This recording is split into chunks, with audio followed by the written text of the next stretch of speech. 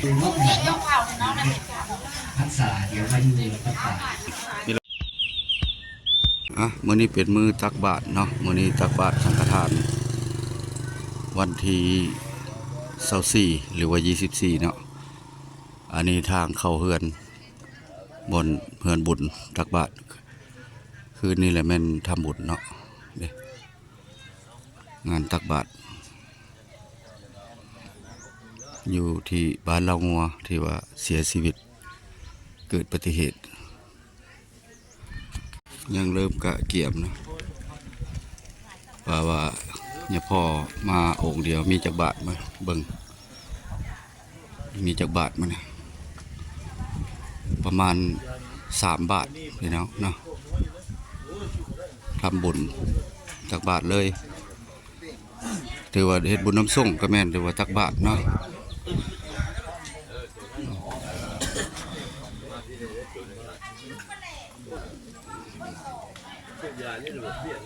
สบายดีปู่ประจำอยู่วัดใดดินี่บอกคือบ่ได้เห็นหึงแล้วโดยนาสีอันนั้นมีจักองค์ครูบาองค์เดียวเลยถือว่าเจ้าอาวาสวัดก็แม่นเจ้าเนาะโดยโอ้บ่เห็นหน้าเห็นตาหึงนะโอ้มื้อนี้จักบาทมื้อนี้3 บาทบ่3 บาทเนาะเก้าเนาะโดยไปคือเขาทำแล้วเลาะบ่ก่อนเลาะเบิ่งในงานก็พี่น้องใส่บาทยังสวยพูดว่าจังกระเบียวพวกตามประเพณีฮิตของประเพณีแต่พ่อแต่แม่เนาะเพราะว่างานบุญแจกที่ว่าเฮาเสียชีวิตถือว่าแบบไปมีแห้งเนาะก็ประมาณ3 มื้อหรือว่า3 เดือนพี่น้องบาทประมาณ6 บาทแต่ว่าเอามา3เลยเนาะพี่น้อง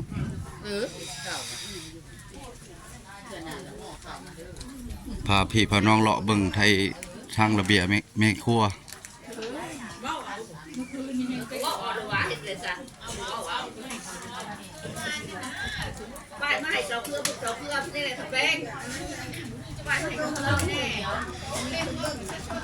เบิ่งระเบียบแม่ครัวก่อนเห็นเฮ็ดกินอย่างแน่แจ่วเผ็ดบ่สบายดีโอ้พักได้บ่มีบ่มีหลายเมนูเติบเนาะอ๋อ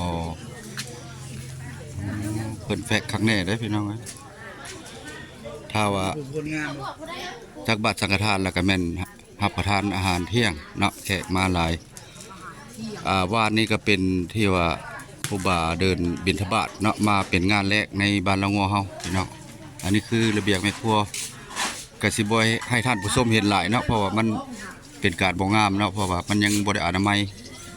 ซำนี้แหละพี่น้อง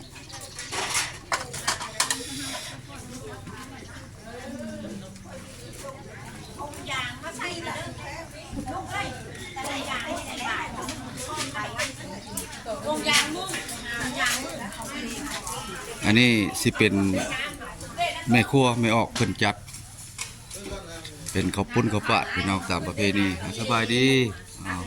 อันนี้ก็คือเท่าใหญ่เพิ่นเนาะเพิ่นที่ว่าเพิ่นคุมจัดงานไม่เท่าใหญ่แม่นโดยเลาะเบิ่งทางด้านไม่เท่าใหญ่เฮาเนาะสบายดีไม่เท่าโอ้สบายดีมาสุขุสุคนโอ้สบายดีเบ้ อันนี้ก็เบดาเบใหญ่เพิ่นในอดีตประธานบ้านนะพี่น้องประธานบ้านเพิ่นเกิดปัจจุบันนี้เพิ่นก็ยังอยู่ในนี่คือเก่า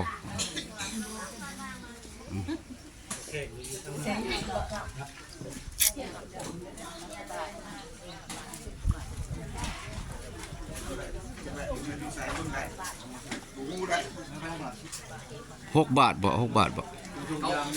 เก้าเนาะวัดสวรรค์ก็มีเนาะ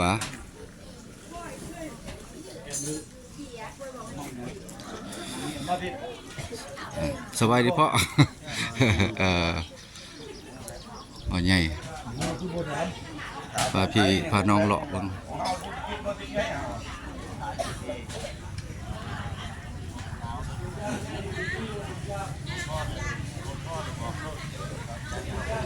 สบายดีอาจารย์ครูบาบ่นี่เป็นครูบาบ่ครูบาเนาะประจำอยู่วัดใดเนาะวัดจับป่าโดยวัดหัวหน้าเนาะดงจับป่าเฮามีมนต์สบายดีมาทุกคนเพราะ สบายดีมาทุกคนเด้อพ่อใหญ่เฮางานของจัดศพขึ้นแล้วมื้อนี้แล้วบุญแจกพี่น้องเนาะเพราะว่านี่ก็เป็นทางเข้ามื้อนี้ก็สิมีการรับประทานอาหารเนาะแล้วก็แขกคืนนี้ก็บ่แปลงก็บ่ได้มาเก็บภาพให้พี่น้องเห็นเนาะเพราะว่าค่าติดธุระพี่น้องเนาะเบื้องตอนเช้าก็ได้เนาะพี่น้องเนาะ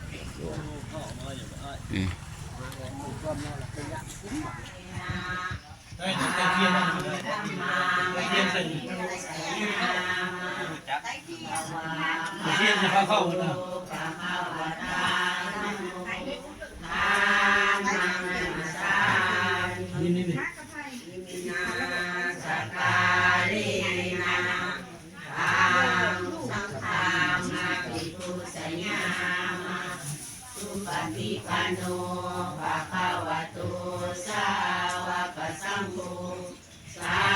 งฆังนามามินะโมตัสสะภะคะวะโตสัมพุทธัสสะนะโมตัสสะภะคะวะโตสัมมาสัมพุทธัสสะ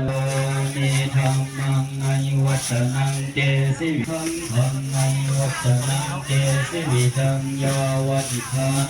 สรนังคัสสะก็เชียนไปหาเชียนใช่ก่อนใช่ตะพุ่นมาสรนังคัสสะ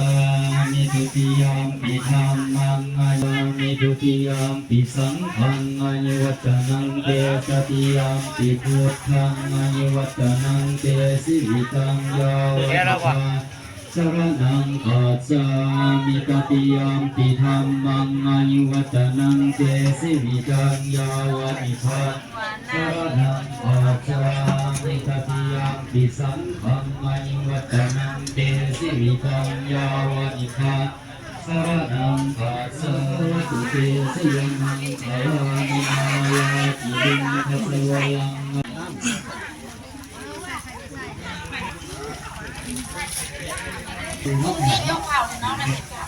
พักษาเดี๋ยวมาอยู่พักษา นี่โลนี่หลังจากเจ้ายุทธ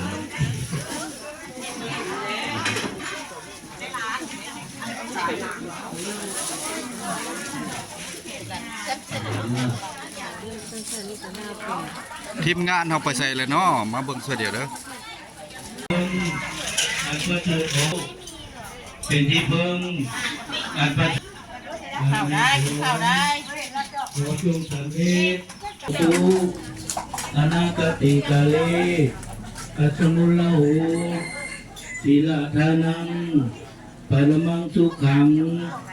สาธุชื่อว่าความให้สัตย์ปัญญาอย่าได้มีเรื่องงานพี่น้องเนาะก็ส่งพระองค์สมณเณรไปวัดไปว่าถือว่างานนี้ถือว่าสำเร็จเนาะงานตักบาตรญาติน้ำในเฮือนบุญแก้เข้าก็ถือว่าสำเร็จ